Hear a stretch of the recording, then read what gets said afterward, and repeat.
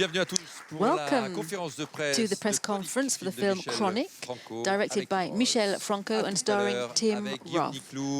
We'll be back later with Gérard Depardieu and Isabelle Huppert. Hello, mate. How are you? Good to see you. Right, business.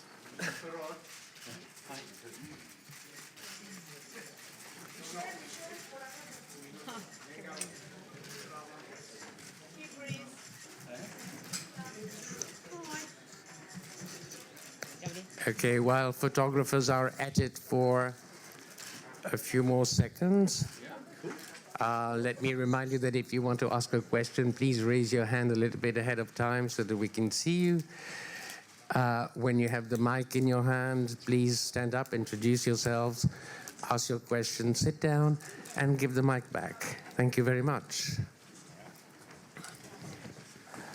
Rappel, évidemment. Si vous voulez poser une question, soyez assez attentif de lever la main un petit peu à l'avance, de façon à ce qu'on puisse vous voir, de façon à ce que le micro arrive jusqu'à vous. Quand vous aurez le micro, levez-vous, présentez-vous, posez votre question, rasseyez-vous et rendez le microphone, s'il vous plaît. Bonjour à tous. Hello everyone and welcome to the press conference for Chronic.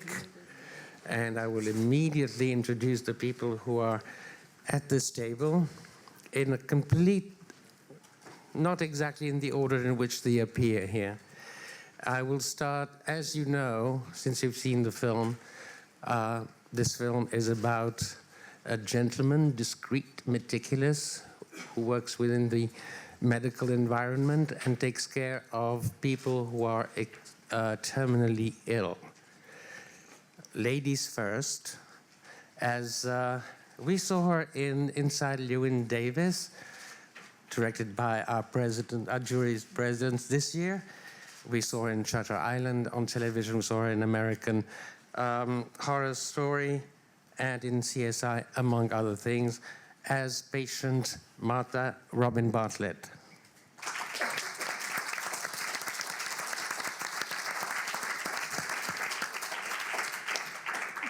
As Nadia, she emerged from at least, among other things, from the Tisch Drama School in NYU. Sarah Sutherland.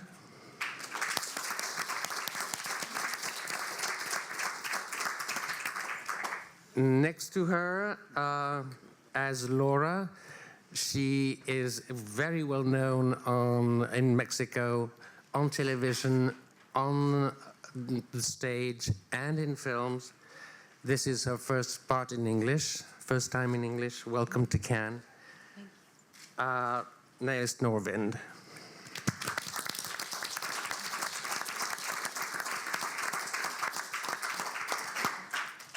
The two gentlemen that sit here as bookends are partnered with the man in the middle. In Lucia films, they all have many hats. They all wear many hats. Sitting next to me, producer Moises Zonana.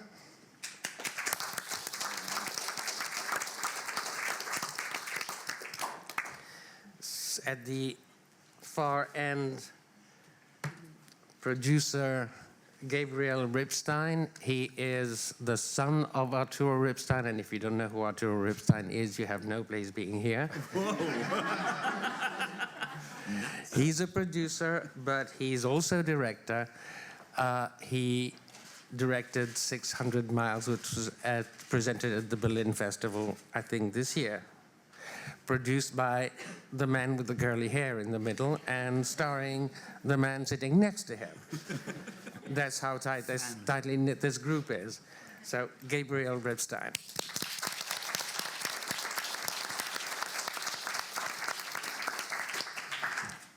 Of course, we saw him in Reservoir Dogs. He's been faithful to Tarantino from the Reservoir Dogs to Pulp Fiction to right now, also The Hateful Eight.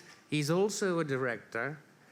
He directed Warzone a few years ago, and he appears in 600 Miles. Tim Roth.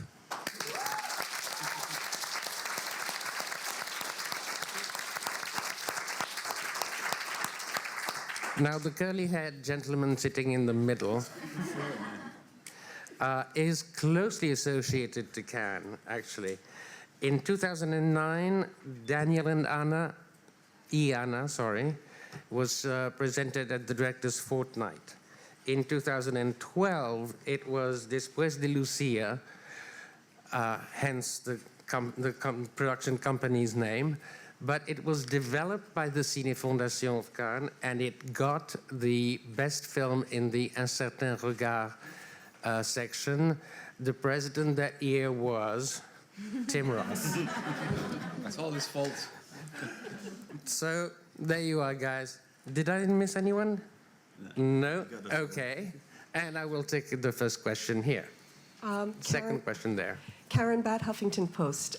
This is a provocatively bleak film, and of course it's about dealing with trauma, but I'm curious about a subtext I saw in the film, which is, I don't know how to describe it, the lack of caring or of affect between all the characters, and that was very curious to me. If you could comment on that. And to Tim Roth, bravo. One step at a time, okay. Thank you. Thank you, sorry. Okay, well, to me, what carries the film is Tim's character and the fact that he's so giving with all these patients, even though they're strangers, and you know, he enters a room, starts a relationship, and he's giving and develops these strong, affectionate strings. Then, of course, it happens in a difficult moment for these families, because, you know, they're in the middle of having an important, loving member of the family sick. So things get complicated, you know. That's life, and miscommunications and all those things. I wanted to make an objective portray of how complicated those moments of life are, and how this stranger lives through that and helps not only in his medical duties, but also gets involved in the personal matters. Yes. And for Tim Roth, bravo to your performance. It's very unusual. And could you comment on how you played this contained emotion? It's unusual for you as well, this role. Yeah, it's no jumping around. I didn't really know initially when I read the script and we were in communication about it as well for a while. I didn't quite know how to go about it, but when we were researching, I don't know if I'm doing this properly. When we were researching the nurses, I met many of them, and also people who studied the hospice and studied the end-of-life issues. And I kind of gleaned the character from those meetings in a way. I found my way into it through that, and it was, and then it's kind of stripped bare. It's a non-vanity film. It's very much leave your ego at the door, you know, kind of portrayal. You kind of I was worried that the fact of me being in the middle of it would distract from the subject and from the kind of filmmaking that Michel does. That worried me, so I kind of stripped him away. I stripped myself away as much as I possibly could. But I'm not a Methodist actor, as I call him. I don't do that stuff. But it's just very quiet. He was a very quiet guy, and found my way through with him. It was very disturbing to play, I must say. Brush me off if you think I'm indiscreet and out of line here, Mr. Franco. If I understand what I read in the production notes, this film came from a very personal experience. Would you care to expand, or would you not? No, yeah, I mean, it's easy to explain. It's very sad, but it's part of life. My grandmother got sick in 2010. She was tied to a bed for several months before finally passing away. And I was very moved and intrigued by the nurse that took care of her. When I say moved and intrigued, I don't mean like she was an angel or, you know, it's also intriguing in a way, like, how's the life of such a person that deals with illness in a permanent basis? It's not just how loving she is and, you know, she's an angel. It was supposed to be a woman at first, and I changed it for Tim. I'd have taken it. That's a different movie.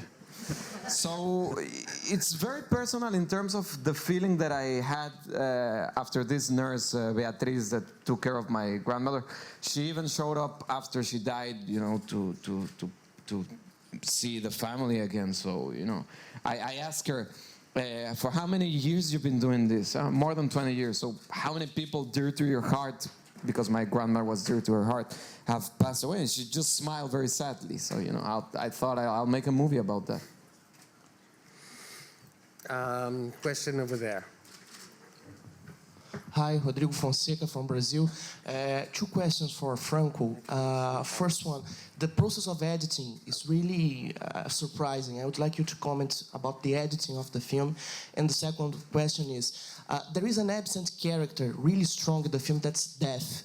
I would like you to say a few words about death, your conception of death. Thank you.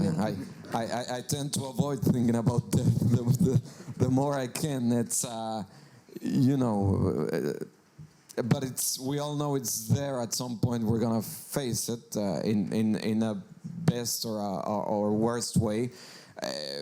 Somebody said through the shooting, was it you? I'm not sure if it was you or someone else, that if somebody would be ill, the best nurse he could have would be Tim Roth, like, you know, taking care of. So, you know, you make that final stage of life the easiest possible if you can.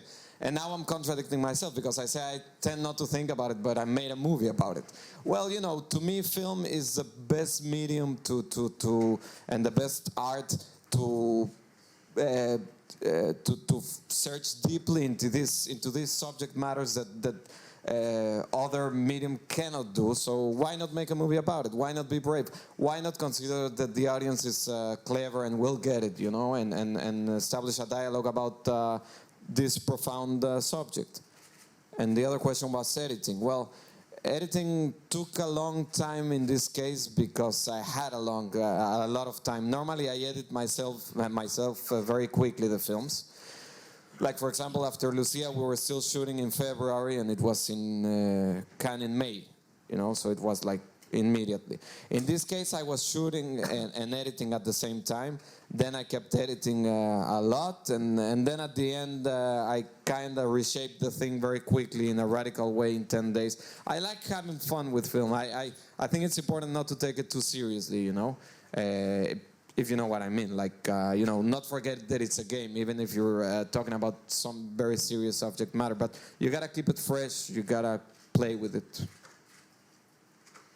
Ma'am? Hello, Elena, Uzbekistan TV. My question is about acting to all 4 actors, if it's possible. I found out that the tone you were all playing was kind of tuned in a very special, very quiet tone, you know. Was it an accurate choice by the director, or each actor defined this quiet tone as its joint style? How was it organized? How did it come?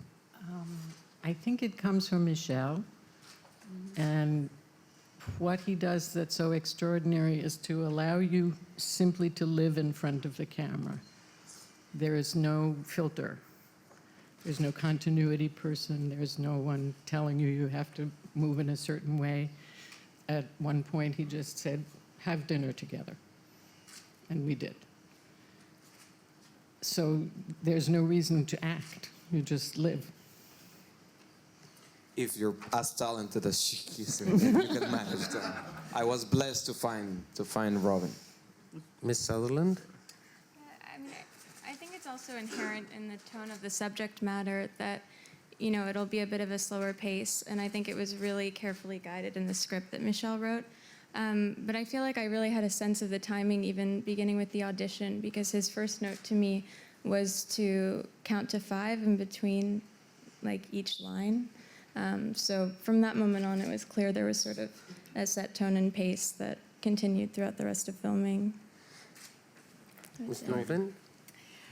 I agree. It comes from Michel's vision of his movie. I think it's an auteur movie. I think we have all, most of us have seen his other work, and I know Michel very well, so we didn't have to talk about it. It just happened as we were on the set, and the energy just happened that way. And of course, you're the one that sees it from the outside, and if we were out of sync, you would make sure that it didn't happen. But we haven't seen the film, so it's nice to hear that. But the question is also extended. Can I answer that, yes, please. Because I find that intriguing, just that aspect of it, and it's a dangerous line to tread. But the character that I'm playing is at a certain point in his life, so his emotional language. This is where you arrive at seeing him. This is what you find. It's also the level of internal damage, psychological damage, is at a certain point. So it's expressed. That's how he expresses himself, musically on that tone as well. And he keeps arriving in people's lives where they've arrived at a similar kind of circumstance themselves. So the musical tone can, although it does vary, one hopes it does vary at times, but the musical tone has a kind of a resonance that pushes right through the film. It's an emotional note that is played. The danger, I guess, is if we overplay it in one direction or the other, or overplay it in general. But I found it interesting because at end of life, each patient had a I'm arriving in their life at their end of life in a way, and so their music had a resonance for me. Don't know if that made any sense whatsoever, but it did to me. Did you as extensively as you could work with people who actually do that? Because the gestures, every single gesture of yours in the film is so precise and so smooth. They have a. I mean, they trained me. I worked with, I think, 3 or 4 nurses, and also I had meetings with a specialist in end of life, writer, previously had been a nurse, but also was a writer on the subject. And there are aspects of their behavior I find annoying as well, but only from the outside. And then you find yourself doing them when you're dealing with the patients. You go, oh, I understand why you do what you do, and how you speak, and the tone that you use. But as someone who's not ill, hopefully yet, I would find that, I find it a bit, But they're having a relationship with that patient that the family can never have. It's really, really unusual. I don't know if that answers your question. Sir. Alexis Rivas from El Salvador, Mexico. Well, just a small introduction. One can be very pleased and satisfied to see that the combination that worked in Berlin worked here very, very well. Thank you very much for this film. Thank you very much. Now, there are some questions. Starting from what Tim said, we haven't seen him in this kind of part before, okay? Neither we've seen in your films this kind of approach. And my first question would be, in your 2 previous films, everything was said from the beginning. You had the framework, and there you knew where you were standing. I say it in a good way, not in a bad way. Here, it's more subdued. Everything is given away little by little. Constructs a character and obviously the film. So my question is, if you agree about that, did you have to work on this script, maybe together with him, introducing this kind of approach, which is quite different from the previous one? And the other one would be, I think most of us were shocked by the end.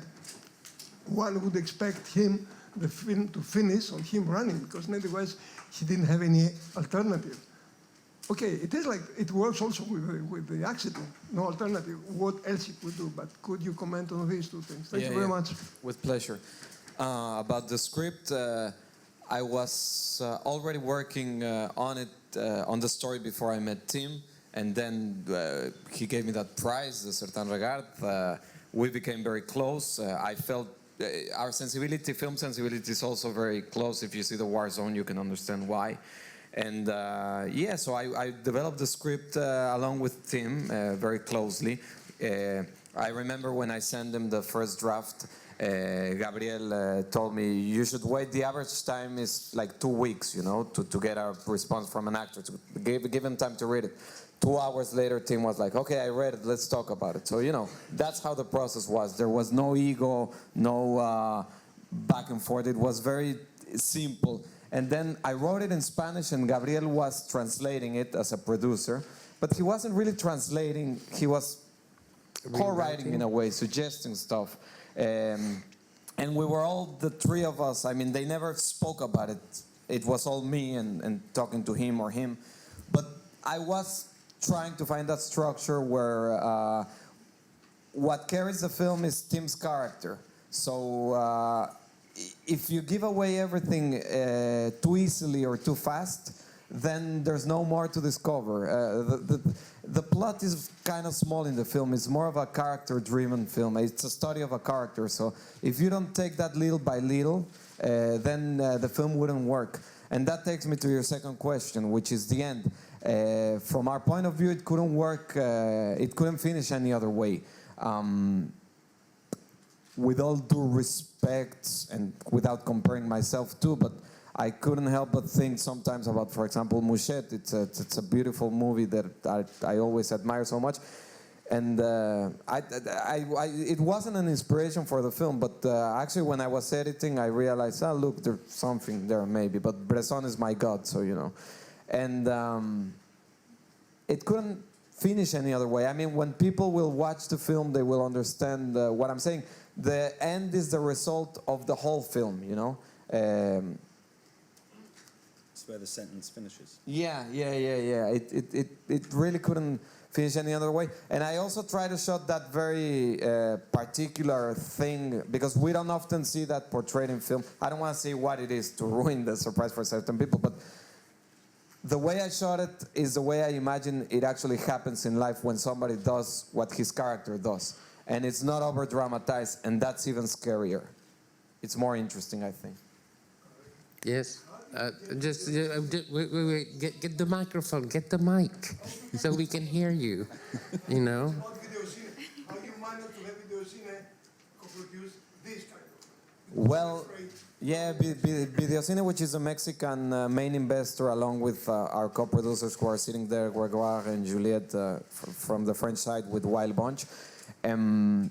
Videocine simply trusted me and stepped in heavily because of the success of After Lucia in Mexico. Después de Lucia sold almost 1 million tickets in Mexico and was sold in many countries. So from their point of view, they're backing me, and there's Nailea from Mexico, so that's another good element. Yeah, they're good partners. Sir. Bonjour, David Fontaine, Le Canard Enchaîné. David Fontaine, Le Canard Enchaîné. Remarque aussi sur I have a le comment début et la fin. on the beginning and the end. Daniel y Anna, In Daniel Después de y Lucia, Anna, et celui-ci commence after par un trajet Lucia en and voiture. this one, Et il y a ce final the avec film l'accident de starts voiture. with Je a me drive demandais in a si c'était car, pas aussi un and message in this film there's sur a la voiture et road l'isolement accident qu'elle at apporte the dans la end. société actuelle, Are you spécialement talking dans une about ville comme Los Angeles. cars in your films and how Deuxième question, c'est le isolated sens one du is in a titre, car, chronique. like in Los Est-ce que Angeles? ça a un rapport And avec what le about the quotidien, title, avec le fait Chronic? que Does les that héros have du something quotidien to sont peut-être do plus intéressants with que les aventuriers the des films fact d'action? that just C'est là que daily se passe quelque chose. heroes in Et dernière daily question, normal life are qui perhaps more rejoint celle interesting qui a than été posée, c'est le superheroes? fait que votre Last cinéma question. est, me semble-t-il, un cinéma de l'affrontement, de la confrontation, de ce qu'il y a de plus dur dans la vie.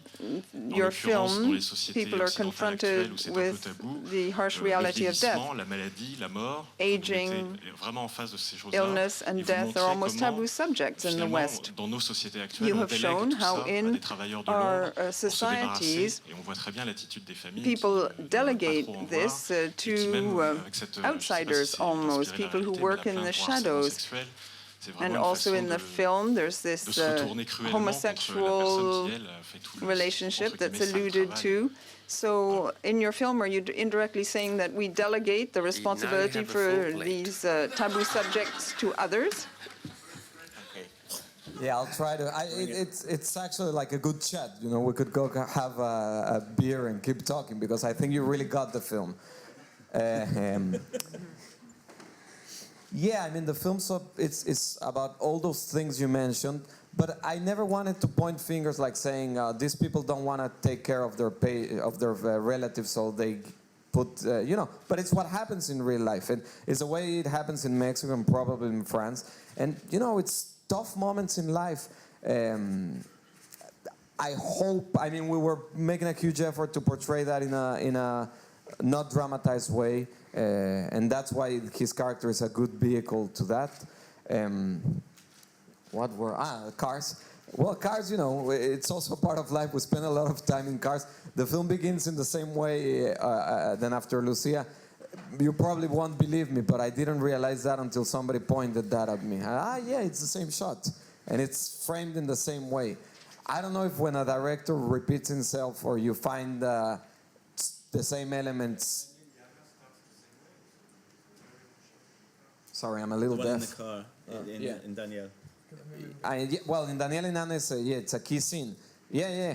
I mean, we do spend a lot of time in cars. But yeah, and then the end of Chronic, which again, let's not ruin the whole thing, but the end of Chronic and the title. I think you kind of responded to yourself, everything. It's all there. I mean, yeah, I thought it was a good title because, you know, all these chronic conditions that the patients are living through, but also his character. In a way, it's a chronic depression. How do you make a film about that that's not boring and that works? I mean, hopefully it works. I see you're kind of smiling and it doesn't feel bad, so I feel a little relieved now. Wait until they write about it. And about Los Angeles, or, you know, no comment about that. I was ready to shoot the film in Mexico at first, and then of course I adapt certain things to American culture, or my point of view of the American culture, but you know, it's my film and it's our film, and you know, it is what it is. I'm really not commenting on anything, but of course I don't know what Freud would say. You know, ideas get in there and people will watch them. And question over there. Bonjour, Valérie Barrault pour Lux TV. Valérie Barrault, Lux TV. I have a question for Tim Roth. À travers votre personnage dans Through l'anatomie, your character, nous avons pu décrypter différentes facettes de l'être humain. Aujourd'hui, dans The Chronic, par rapport à votre rôle, à travers votre rôle, quelles sont les différentes facettes? What are Voilà, même les the plus sombres different que vous jouez. facets, even the darkest ones that you play? Wow.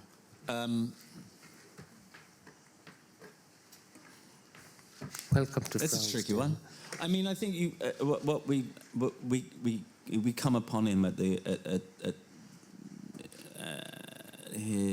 one of his darkest times. We live through that. Hopefully, the audience lives through that, makes it through that.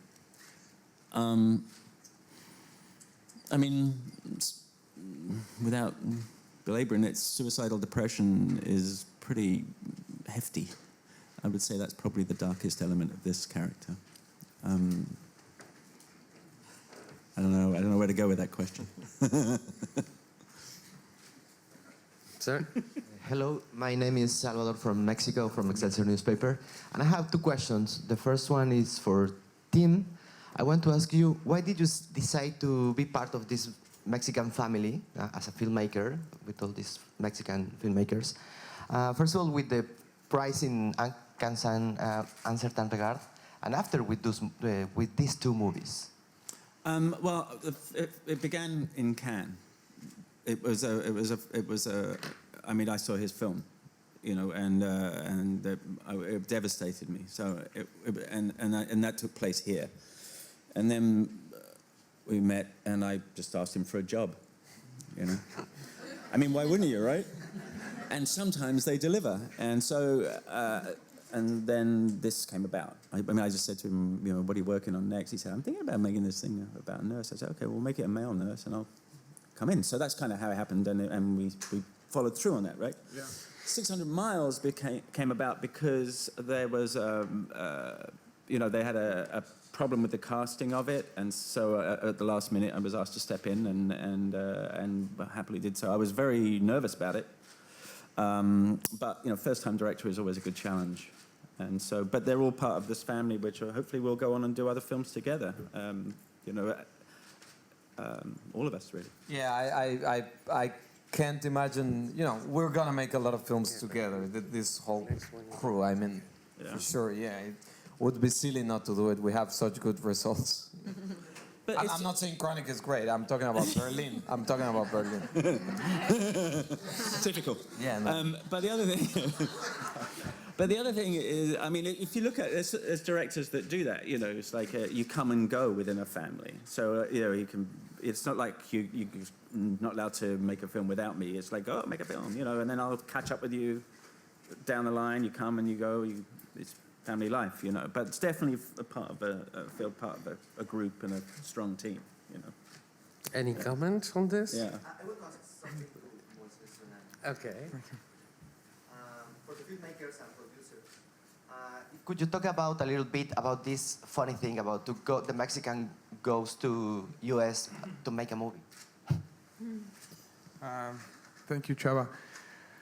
We believe that working and loving what we do, it really helps, push us through everything. Also, shooting in America was really welcoming.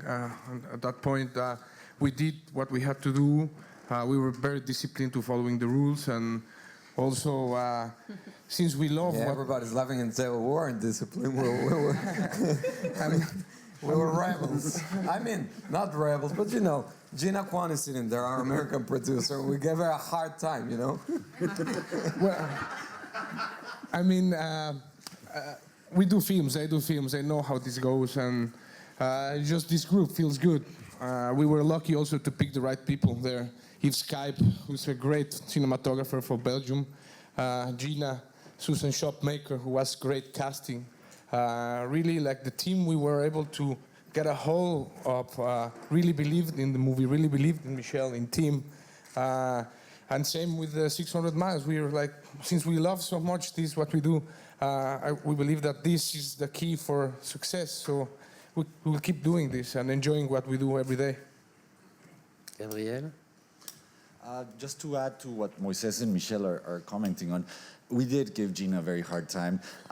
Michel is a very precise director. I mean, it's an interesting combination, for example, what Robin talks about, this liberty that he has with the actors, but at the same time, it's a very precise process of making a film. He knows really well what he wants. And that entails production, an approach of via production that caters to that vision, and many times that clashed with the rules of shooting in the United States. We tried to be good boys and behave and follow the rules until we had to break a couple of them, all in good faith and in good sport. And the result was, I think it's there. And again, just to repeat, we were very well supported by Gene and the team in the US. But it was a good combination of the Mexican ingenuity working within the framework of a very strict country like the United States. And on that point, I got to see both because I live and work in LA. Don't really work in LA very much, but I got to work in Mexico. And it's crazy. The stuff that they get away with in Mexico is unbelievable. So I know, and I got to do that first with this guy. I mean, really dangerous. I mean, just physically dangerous. But so you go to that, and then to watch them go, why can't we? No, you can't do that. You see, you're in LA now, and watch them suffer was such sweet revenge for me. I really enjoyed that aspect of it. On many occasions, Tim, we were shooting in Mexico, said, "You guys are never gonna get with this shit in LA." I wish we had film of what they've got up to, because it was, interesting.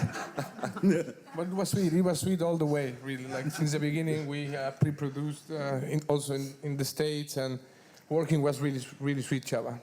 It was no boundaries. We believe that cinema is a worldwide language, and we enjoy going, and we will shoot films wherever Michel takes us. We are his accomplices. We are his partners in crime. Everything he wants, we will follow, no question. And the next project is in Tibet. Question over there.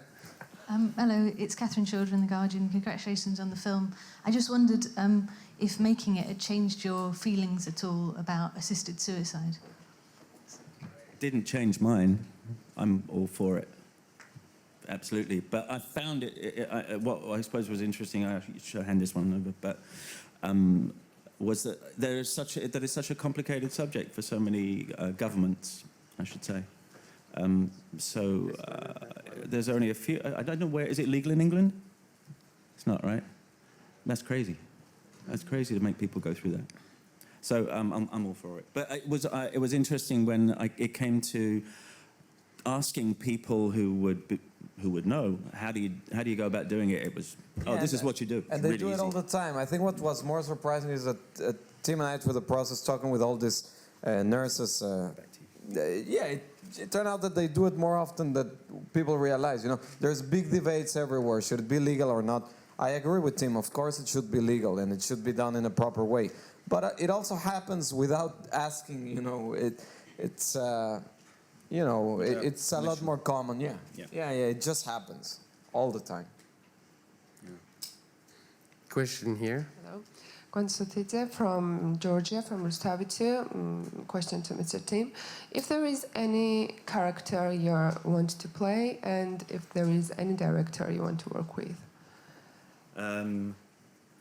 That's always you always run out of ideas. I'd like to work with. No, I can't say it. That was almost very bad. Considering where we are, I'd like to work with. I can't say, it's really bad. That's bad form. I can't say. There's tons of them out there. There's no character I wouldn't. I mean, if you can make an accountant interesting, I'd be interested in playing an accountant. I don't have any. I'm up for anything. The director thing is weird. Okay. Hello, hi. My name is Arya from Tempo Daily in Jakarta. My question is not related to the content of the film itself, but rather to the submissions of this movie to the selection committee. Because if I'm not mistaken, this particular film is one of the two latest movies that were announced 1 week after the first batch of the lineups. Could you please explain if there was any certain reasons why the submissions is a little bit late? Thank you. I have no idea. I was dying to know, of course, and I was dying to get good news, but that's a question for the Cannes committee selection. We don't know how it works. I mean, I don't know. I don't know. When did you finish the film?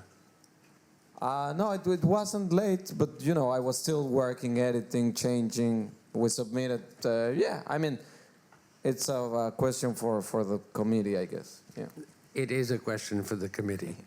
On this note, I'm afraid, thank you very. Time is up. Thank you very much of you for being here.